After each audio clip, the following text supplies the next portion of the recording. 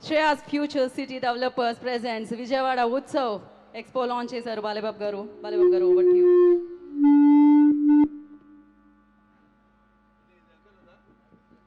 అందరికీ నమస్కారం. ముందు కూర్చోండి. ముందుగా ఈ యొక్క విజయవాడ ఉత్సవ్కు ఇంత ఘనంగా కన్నుల విందుగా ఆహ్లాదకరంగా ఈ యొక్క కార్యక్రమాన్ని ఏర్పాటు చేసిన ఈ విజయవాడ ఉత్సవ్ కమిటీ చైర్మన్ అయిన మొత్తవరపు మురళీకృష్ణ గారికి, అలాగే విజయవాడ పార్లమెంట్ శాసనసభ్యులు శివనాథ్ గారికి అలియాస్ చెన్ని గారికి, అలాగే మైలవరం శాసనసభ్యులు వసంత కృష్ణప్రసాద్ గారికి, ఇక్కడికి విచ్చేసిన అనంతకోటి, ఇదొక ఆధ్యాత్మికం అలాగే ఒక పర్యాటకం రెండు సమ్మేళితమైన ఒక మంచి ఒక సభకు ఎంత వైభవం తీసుకొచ్చిన ఆ విజయవాడ నడిబొడ్డున వెలిసిన ఇంద్రకీలాది కనకదుర్గమ్మ ఆశీస్సులతో ఈనాడు ఈ యొక్క కార్యక్రమాన్ని ఇంత ఘన విజయం చేయడానికి విచ్చేసిన తల్లి భక్తులందరూ కూడా నా హృదయపూర్వక ఆహ్వానం పలుకుతూ, దేవీత్వం భక్తులపై సర్వకార్య విధాయిని కలోయి కార్య సిద్ధార్థముపై గురురత్నత శృణుదేవి పరోక్షామి అని అధసప్త శ్లోకిలో దీంతో ప్రారంభం అవుతుంది.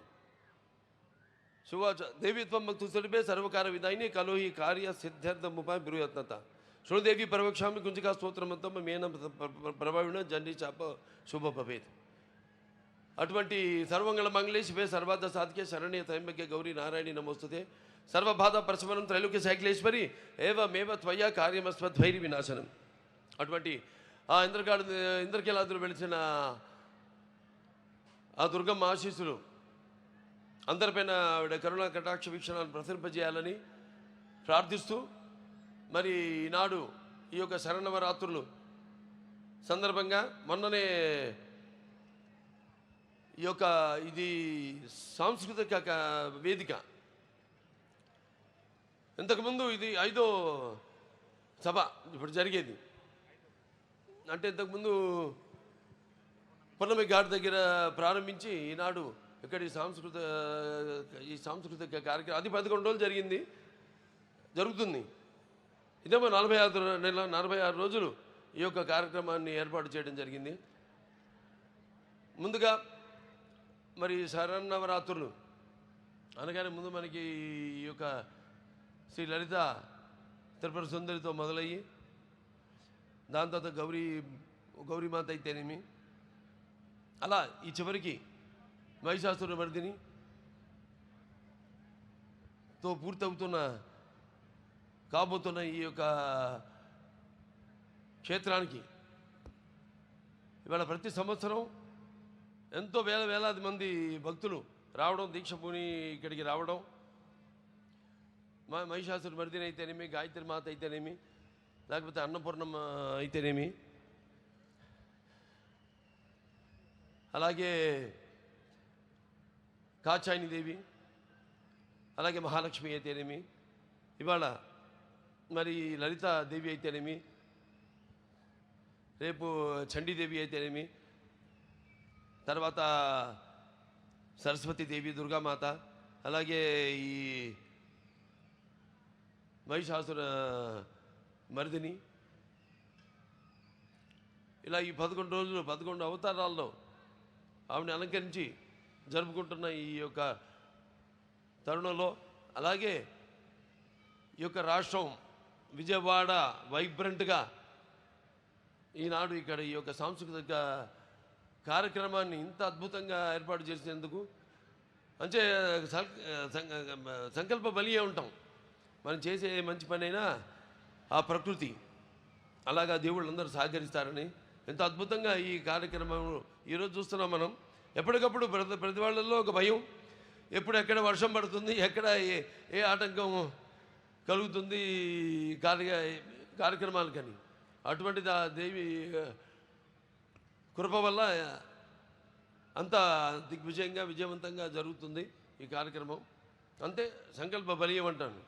అలాగే చతుషష్ఠి కళలకు గానం చేయని మన భారతదేశం ఆ కళల వెలుగును ప్రపంచం నలుమూలలా ప్రసరింపజేసి మన దేశ ఔన్నత్యాన్ని చాటి చెప్పడానికి దోహదపడిన ఎందరో మహానుభావులు పుట్టిన మన భారతదేశం నిజంగా కళాఖండ దేశం అని చెప్పుకొని గర్వపడాలి. నిజమే, మన దేశం గొప్పదే, కళ గొప్పదే, కళకి చావు లేదు. అటువంటి కళలను పునరుద్ధరించడానికి నేటి తరం వాళ్లకు తెలియజేయడానికి ఈనాడు వాళ్ళ కృష్ణా జిల్లాలో ఇక్కడ జరుపుకుంటున్నాం. కానీ మన కృష్ణా జిల్లా మన చుట్టుపక్కల చూస్తే మళ్ళీ కూచిపూడి ఉంది.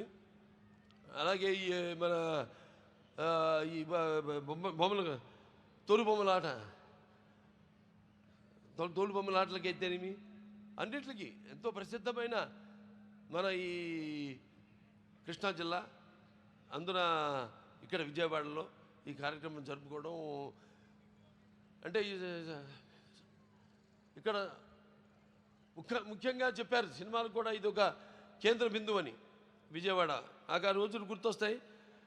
నేను అప్పుడు ముఖ్య కేంద్రంగా ఉంటూ ఇక్కడి నుంచి పంపిణీదారులు అయితేనేమి లేకపోతే సినిమా యాజమాన్యం వారు అయితేనేమి ఎంతో ఈ సినిమా పరిశ్రమలో ఎంతో ముఖ్యమైన పాత్రను పోషించి ఈ యొక్క సినిమా ఒక పరిశ్రమకు అభివృద్ధి కోసం ఎంతో వాడు తోడ్పడ్డారు. అలాగే నేను ఇక్కడ ఎన్నో ఉత్సవాల్లో అంటే దుర్గమ్మ మాత జరిగిన ప్రతి ఈ యొక్క శరన్నవరాత్రుల్లో పాల్గొనడం అయితేనేమి వీటిల్లో. అలాగే మానవ సేవే మాధవ సేవ అంటాం. అలా ఈ బసవతారక గండోబర్గన్ cancer hospital and research institute అయితేనేమి దాని ద్వారా ఎంతోమందికి ఒక ఎంతో ఖర్చుతో కూడుకున్న వైద్యాన్ని వాళ్ళకి అందుబాటులోకి తీసుకురావడం, అంతర్జాతీయ ప్రమాణాలతో కూడిన వైద్యాన్ని వాడికి అందజేయడం. అలాగే మొన్నే ఇక్కడ తుళ్ళూరులో కొత్త ఆసుపత్రికి ఇక్కడ కట్టబోతున్న ఆసుపత్రికి భూమి పూజ చేయడం జరిగింది.